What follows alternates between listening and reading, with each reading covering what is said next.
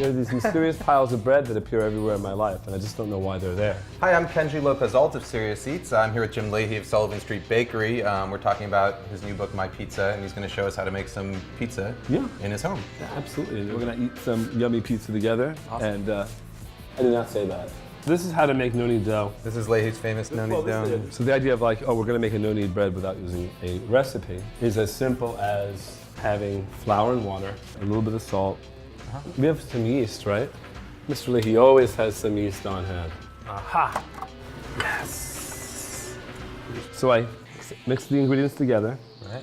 just like this. And then I'm going to do this without having to really knead it. You can develop gluten the same way you can kneading it just by yeah, I think letting it's actually better because you don't oxidize the wheat. And at the end of the day, it's about viscosity. So maybe it's a little on the wet side, but this is good. I don't need to add any more than this. So that's it though, that's done. I would let it ferment until it grows as tall as it possibly can. Okay. It'll be popped. And how long does that take? With the quantity of yeast, the temperature of the room, and perhaps even the temperature outside, maybe 9 hours, 8 hours. 9 hours. Okay, Yeah. so it'll just sit there, Yeah. cover it up, let it sit there 9 Yeah, and then hours. at like 4 in the morning, I'll wake up Right. and make myself some pizza. Just kidding. You're gonna get the same elasticity out of this dough simply by handling it a couple of times. Right. And that's all, it's all because of the long, Fermentation. really long yeah. fermentation. So if you like knock it down and then make little balls. So what we want to do, Kenji, is open up the dough and stretch out the edge, just the very edge. Look, really gentle, barely holding on to it, so that's kind of all the same thickness. You have a disc that's a little wider, right? It hasn't deflated. What is yours? Well, go toward the very outside, the very rim, and try to thin out the rim, okay? When you get the dough to a big enough size, then you can just knuckle it, And you might feel, because this dough has a slight skin, that there's a little stickiness to it every so often, right? Don't worry about that. Don't worry about that now. If you want, I mean, you can really go look really close to the edge. See how my fingers are almost just like right at the very edge of the dough. You see what I'm saying? Right at the edge. Don't be afraid. Almost punctured it. Almost lost it. And then, if you do this long enough, you'll get a disc that opens up. And when it gets this big, you saw that I just dipped it in flour, right? If you want to, you can continue. You always make it bigger than you actually want it to be. It's going to pull back a little bit. Yeah, it's going to shrink, right? So here we have the dough. It's beginning to shrink a little bit.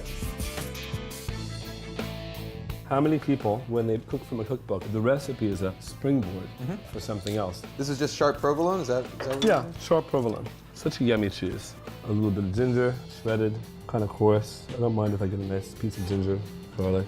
And then typically what I do with mozz, I just try to like crumble it and tear it. And then what else we put? Oh, chili pepper. Chili pepper, that's right. Chili pepper. You have to be careful with this stuff, right? Blanch broccoli, Rob? I like to have a little crunch, you know what I mean? And that's it, in a nutshell. Got a little bit of salt. I think it needs a little bit.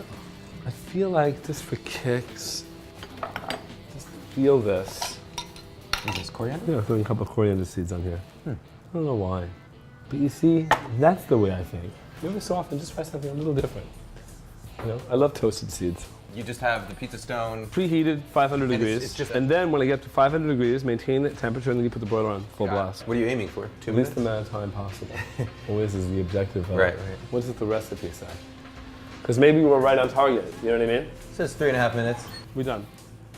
See how wet it is? Yeah. That's because of the whey. The way. The cheese is so fresh. But just like, the bubbles are amazing. Yeah. And the bottom probably is hammered or, no, it's nice. Oh, we got a leak, man. Look at this. Whoa. Ooh. Ooh. That looks nice. Isn't that pretty? I got noise. Did it noise? Crunch. That's what you want to get. I think it's pretty phenomenal. Dough has good texture, doesn't it? Yeah, really good. Yeah. No, but it's amazing you get that super thin crust, but this very airy, slightly moist, chewy from a home oven. Most people don't get. Yeah, no, the recipe in the book is very, very simple. Very easy to do. Ooh. What, hot? Bring yourself? Chili? Chili. Nice, right? Yeah. Not too hot, right? I think I just got a big chunk though. You're lucky. I haven't hit one yet.